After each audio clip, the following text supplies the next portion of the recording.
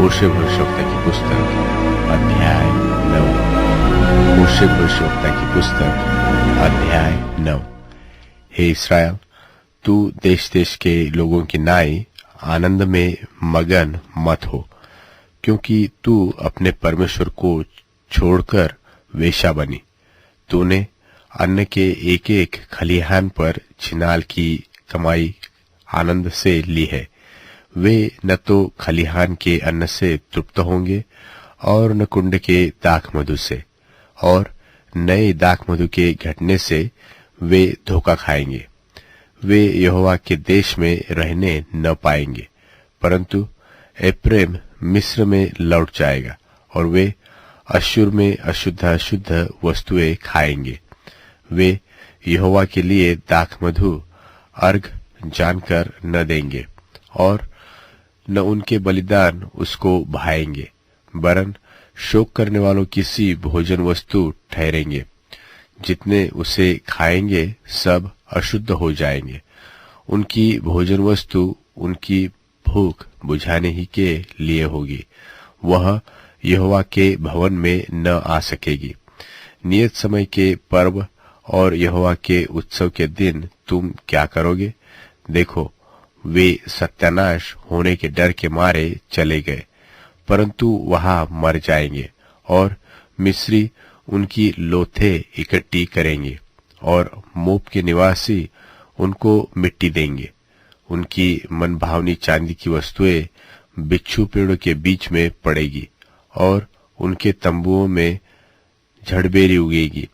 दंड के दिन आए हैं, पलटा लेने के दिन आए हैं, और इस्राएल यह जान लेगा कि उनके बहुत से अधर्म और बड़े द्वेष के कारण भविष्यवक्ता तो मूर्ख, और जिस पुरुष पर आत्मा उतरता है वह बाबला ठहरेगा। एप्रेम मेरे परमेश्वर की ओर से पहरुआ तो है, भविष्यवक्ता सब मार्गों में बहेलिए का फंदा है, और वह अपने परमेश्वर के घर में बैरी हुआ है। वे गिबा के दिनों की भांति अत्यंत बिगड़े हुए हैं, सो वह उनके अधर्म की सुधि लेकर उनके पाप का दंड देगा। मैंने इस्राएल को ऐसा पाया था जैसा कोई जंगल में दाख पाए, और तुम्हारे पुरखों की दृष्टि थी जैसी अंजीर के पहले फलों पर दृष्टि की जाती है।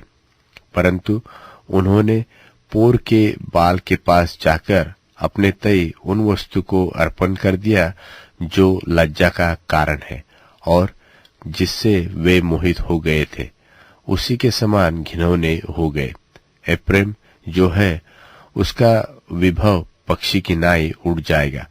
न तो किसी का जन्म होगा, न किसी को गर्भ रहेगा, और न कोई स्त्री गर्भवती होगी। चाहे वे अपने लड़के बालों का पालन पोषण कर बड़े भी करे, तो भी मैं उन्हें यहाँ तक निर्वंश करूंगा कि कोई भी न बचेगा, और जब मैं उनसे दूर हो जाऊंगा तब उन पर हाय होगी। जैसा मैंने सोर को देखा वैसा एप्रेम को भी मनभाव स्थान में बसा हुआ देखा, तो भी उससे अपने लड़के बालों को घातक के सामने ले जाना पड़ेगा। हे यहोवा, उनकी दंड दे। तू क्या देगा? यह कि उनकी स्त्रियां के गर्भ गिर जाए और स्तन सूख जाए। उनकी सारी बुराई गिलगाल में है, क्योंकि वही मैंने उनसे घृणा की।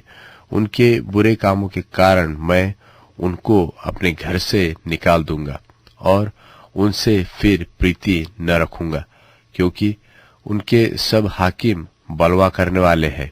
एप्रेम मरा हुआ है, उनकी जड़ सूख गई, उनके फल न लगेगा, और चाहे उनकी स्त्रियां बच्चे भी जने तो भी मैं उनके जन्मे हुए दुलारों को मार डालूंगा।